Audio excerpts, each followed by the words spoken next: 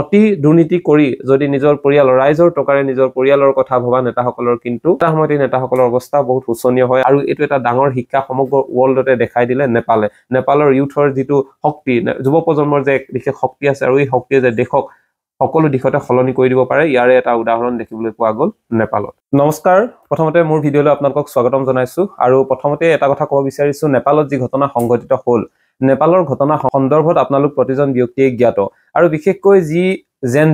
Z অৰ্থাৎ যিখিনি ইউথক আসলতে সাধাৰণভাৱে সমালোচনা কৰা হয় ইহঁতবোৰে মোবাইলত ব্যস্ত থাকে বুলি মোবাইলতে ব্যস্ত থাকে গেমত ব্যস্ত থাকে মোবাইলত অনলাইন থাকে কোনো কাম নকৰে অৰ্থাৎ দেশৰ ভৱিষ্যতৰ বাবে ইহঁতবোৰ কিন্তু এঠানি বা ইহঁতবোৰে একো কৰিব নোৱাৰিব বুলি বহুতে ঠাট্টা মস্কৰা কৰা দেখা যায় আৰু সেই জেন জেড অৰ্থাৎ সেই ইউথেই সেই জেনেৰেশ্যনটোৱে কিন্তু আজি নেপালত এটা বিশেষভাৱে পৰিৱৰ্তন অনা দেখিবলৈ পোৱা গ'ল আৰু মই আপোনালোকক দেখাম নেপালত প্ৰথমবাৰৰ বাবে চৰকাৰৰ মুৰব্বী অৰ্থাৎ প্ৰধানমন্ত্ৰী হিচাপে নিৰ্বাচিত হৈছে এয়া সুশীলা কাৰ্কি অৰ্থাৎ সুশীলা কাৰ্কিয়ে নেপালৰ প্ৰথমগৰাকী বা মহিলা প্ৰধানমন্ত্ৰী অৰ্থাৎ ইয়াৰ পৰা বুজিব পৰা গৈছে যে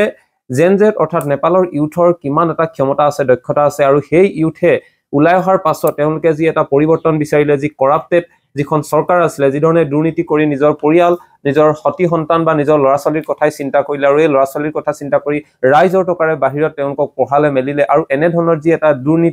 দুৰ্নীতিৰ মেৰপাকত নেপালখন সম্পূৰ্ণৰূপে তছনছ হৈ গৈছিল বা নেপালত যি ধৰণে পৰিৱৰ্তন হ'ব লাগিছিলে যি ধৰণে উন্নয়ন হ'ব লাগিছিলে সেই উন্নয়ন হোৱা নাছিল আৰু ইয়াৰ বাবেই যি ধৰণে এটা প্ৰতিবাদ ওলাইছিল আৰু এই প্ৰতিবাদৰ মুখ্য ব্যক্তিজন আপোনালোকে হয়তো নিশ্চয় জানে এইজন হৈছে সুদান গুৰুং আৰু এই নেপালৰ মুখ্য ব্যক্তি সুদান গুৰুঙে যিহেতু এটা NGO অৰ্থাৎ বেচৰকাৰী সংস্থা চলাই আছিলে তাত নেপালত দুৰ্ভিক্ষ বা বিভিন্ন ধৰণৰ সমস্যাত ভুক্তভোগী পৰিয়ালক সহায় কৰি আহিছিল আৰু এই সুদান গুৰুঙে এটা আহ্বান জনাইছিলে যে আপোনালোক সকলো ওলাই আহক হামি নেপাল নামেৰে এটা পেজৰ জৰিয়তে বা এটা তেওঁলোকৰ ৱেবছাইটৰ জৰিয়তে আহ্বান জনাইছিলে যে সকলো ওলাই আহক দুৰ্নীতিৰ বিৰুদ্ধে আপোনালোকে মাত মাতক আৰু যিহেতু নেপালৰ যিসকল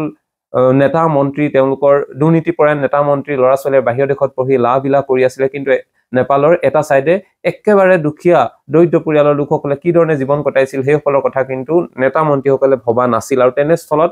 নেপালৰ ইউথ যথেষ্ট আন্ডাৰষ্টেণ্ডিং অৰ্থাৎ যথেষ্ট বুজা পৰা অৰ্থাৎ তেওঁলোকে জানে কি পৰ্যায়ত আসলতে নেতাসকলতে দুৰ্নীতি কৰিছে আৰু এই দুৰ্নীতি পৰা নেতাসকলে আসলতে ৰাইজৰ কথা চিন্তা কৰিছিল নাই কৰা এই সকলোবোৰ তথ্যসহ ছচিয়েল মিডিয়াত তেওঁলোকে AI ভিডিঅ'ই হওক বা বিভিন্ন ধৰণে তেওঁলোকে এই তথ্যসমূহ দেখাবলৈ চেষ্টা কৰিছিল বা দেখাই দিছিল ৰাইজৰ আগলৈ আনিছিল ছচিয়েল মিডিয়াৰ যোগেদি কোন নেতা মন্ত্ৰীৰ ল'ৰা ছোৱালী ক'ত আছে কোন নেতা মন্ত্ৰীয়ে কি দুৰ্নীতি কৰি কিমান হোটেল খুলিছে সকলোবোৰ তথ্য সহকাৰে ছচিয়েল মিডিয়াত দিয়াৰ লগে লগে এটা বিশেষ প্ৰত্যাৱৰ্তন বা পৰিৱৰ্তন হোৱা পৰিলক্ষিত হ'ল আৰু তাৰ ফলত চৰকাৰে এটা সিদ্ধান্ত ল'লে যে সমগ্ৰ নেপালতে social media WhatsApp Facebook YouTube সকলো বন্ধ কৰি দিয়া হ'ব আৰু এই কথা ঘোষণা কৰাৰ পাছতে ইউথ সকলো যুৱ প্ৰজন্ম লাহে লাহে ৰাজপথলৈ ওলাই আহিল আৰু আপোনালোকে নিশ্চয় মন কৰিব নেপালত যিমানে প্ৰতিবাদ কৰিছে তাৰ আটাইতকৈ বেছি 80% ইউথ যুৱ প্ৰজন্ম আৰু তেওঁলোকে প্ৰতিবাদ কৰাৰ লগে লগে এটা বিশেষ পৰিৱেশৰ সূচনা হ'ল আৰু এই পৰিৱেশত তেওঁলোকে প্ৰথম অৱস্থাত শান্তি শৃংখলাৰ মাজেৰে তেওঁলোকে প্ৰতিবাদ সাব্যস্ত কৰিছিল যদিও চৰকাৰে যিহেতু তাৰ পাছত গুলীচালনা কৰিবলৈ আদেশ দিয়ে আৰু এই গুলীচালনা কৰাৰ পাছতে 20 জনকৈ অধিক যুৱকে মৃত্যুবৰণ কৰিব লগা হয় তাৰ পাছৰ পৰ্যায়ত আৰু বহু মৃত্যু হয় আৰু এই মৃত্যুৰ ফলতেই প্ৰতিবাদটো এটা হিংসুক হৈ পৰে প্ৰতিবাদটো যথেষ্ট এনে এটা পৰ্যায়লৈ যায় য'ত মন্ত্ৰী বিধায়কক ধৰি লৈ পিটিব লগা হয় বা এনে ধৰণে মাৰপিট কৰি প্ৰাক্তন প্ৰধানমন্ত্ৰী ৱাইফ ইতিমধ্যে মৃত্যু হৈছে বা জনসাধাৰণে যি ধৰণে মাৰপিট কৰিলে বা অৰ্থাৎ হিংসুক হৈ পৰিলে যিহেতু 12 বছৰ এজন কিশোৰ মৃত্যু হৈছে বুলি আমি খবৰ পাইছো 12 বছৰ এজন কিশোৰ মৃত্যু হোৱাৰ লগে লগে এজন ল'ৰা যুৱক যদি মৃত্যু হোৱাৰ লগে লগে এনে ধৰণে কিমান যুৱক যুৱতী মৃত্যু হৈছে আৰু এই যুৱক যুৱতী মৃত্যু হোৱাৰ লগে লগে কিমান এটা আবেগময় পৰিস্থিতিৰ সৃষ্টি হৈছে আৰু এই আবেগিক হৈ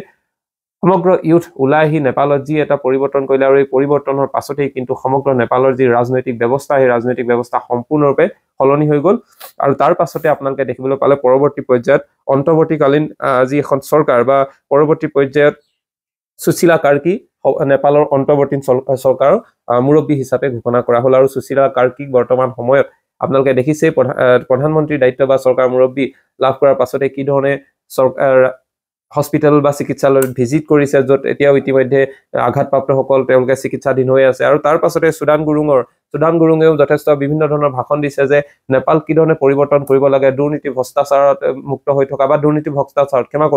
ভ্ৰষ্টাচাৰত লিপ্ত হৈ থকা নেপালক কি ধৰণে এটা পৰিৱৰ্তন কৰা হ'ল এই সুদান গুৰুঙৰ নেতৃত্বত, আৰু অনাগত সময়ত নেপালক কিদৰে আগবঢ়াই নিব লাগিব এই ক্ষেত্ৰত তেওঁলোকে বিশেষ মন্তব্য বা প্ৰতিক্ৰিয়া আগবঢ়োৱা দেখা গৈছে। আমি ইয়াৰ পৰা এইটোৱে শিক্ষা ল'ব লাগে যে যিসকলে আচলতে এই যুৱ প্ৰজন্মক হাঁহে মোবাইলতে ব্যস্ত থাকে, এই যুৱ প্ৰজন্মই কিন্তু ছচিয়েল মিডিয়াৰো এটা যে বিশেষ পাৱাৰ আছে, আৰু ছচিয়েল মিডিয়াৰ যোগেদি এই যুৱ প্ৰজন্মই নিজৰ যি ন্যায় পাব লাগে আচলতে, আৰু দেশখনত কি দুৰ্নীতি হৈ আছে ইয়াৰ সৈতে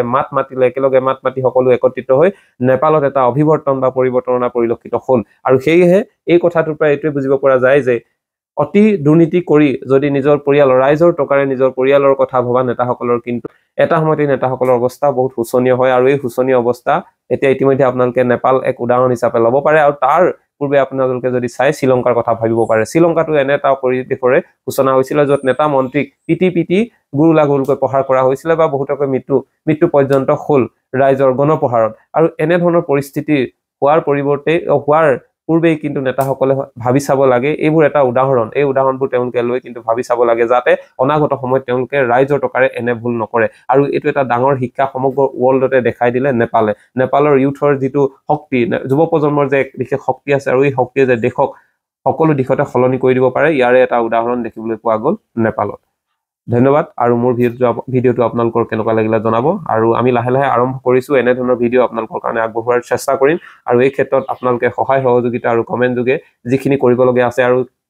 কি কথাৰ ওপৰত আচলতে আমি আপোনালোকৰ আগত ভিডিঅ' আগবঢ়াব লাগে এই কথাবোৰ জনাব বুলি আশা কৰিলোঁ। ধন্যবাদ।